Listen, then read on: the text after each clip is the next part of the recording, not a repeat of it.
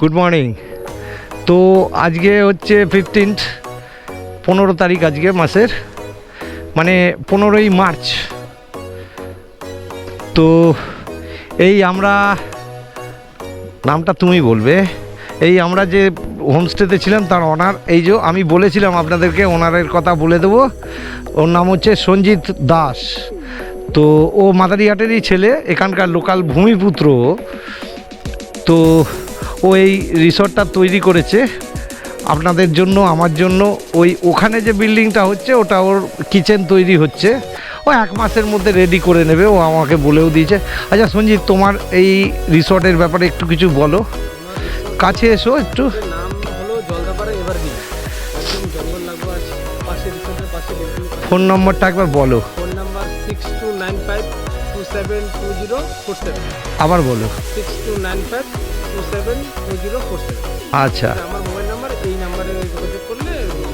আর দাদার নাম বললে একটু ডিসকাউন্ট পাবে। মহিলাদের নাম বললে অবশ্যই ডিসকাউন্ট হবে। জ্যাঙ্গো বাইকারের নাম বলতে হবে। হ্যাঁ ঋতুপর্ণা অ্যান্ড তুহিন ব্লগ। হ্যাঁ, এদের দুজনের নাম বললে তখন ডিসকাউন্ট হবে।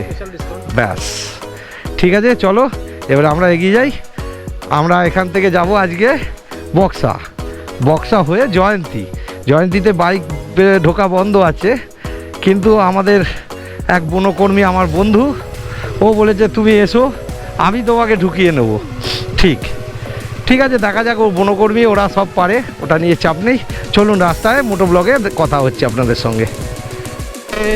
আমাদের মালদা বাইপাস ছেড়ে দিতে হবে, রায়গঞ্জ বাইপাস ছেড়ে দিতে হবে। তো আমরা এবারে বাদিকে রায়গঞ্জ শহরের মধ্যে ঢুকে যাব, কারণ আমাদের হোটেলটা ওইখানেই আছে।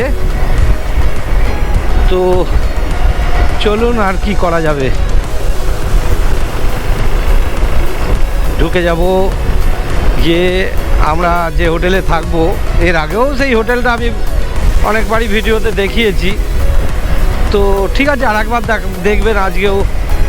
ওইখানেই আমি আমার ব্লগটা আজকে মতো শেষ করব, কিন্তু হোটেলটা আপনারাও দেখুন, ভালো লাগবে আশা করি, সত্যিই ভালো লাগবে। চলুন দেখাচ্ছি আপনাদেরকে, আপনারা একটু ধৈর্য ধরে বসে থাকুন, এক্ষুনি দেখিয়ে দেবো।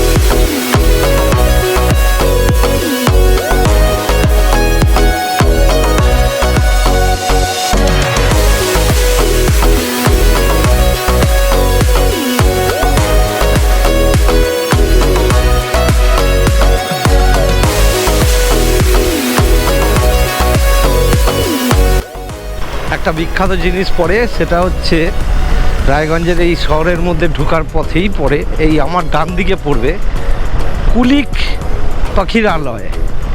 মানে এখানে পাখিদের একটা বড় একটা রিজার্ভ ফরেস্ট আছে, সেইখানে প্রচুর পাখি দেখতে পাওয়া যায়। আর এখন বসন্তকাল, এখন এলে আরও দেখতে পাবেন আপনারা যদি আসেন। কুলিকের পাখিরালয় ভেতরে লেক ফেক আছে, আমি গেছিলাম একবার বহুদিন আগে। তো এখানে রাস্তাটা পুরো চিড়ে রেখে দিয়েছে, পুরো চাকা পুরো হিলছে, চাকা একবার এদিক ওদিক করছে, চাকা সাবধানে চালাতে হচ্ছে গাড়ি। চলুন আমি গিয়ে দেখাচ্ছি আপনাদেরকে।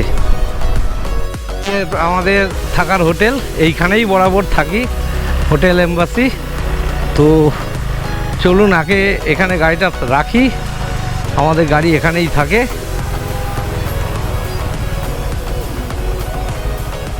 চলুন এইখান দিয়ে ঢুকে গুড ইভিনিং।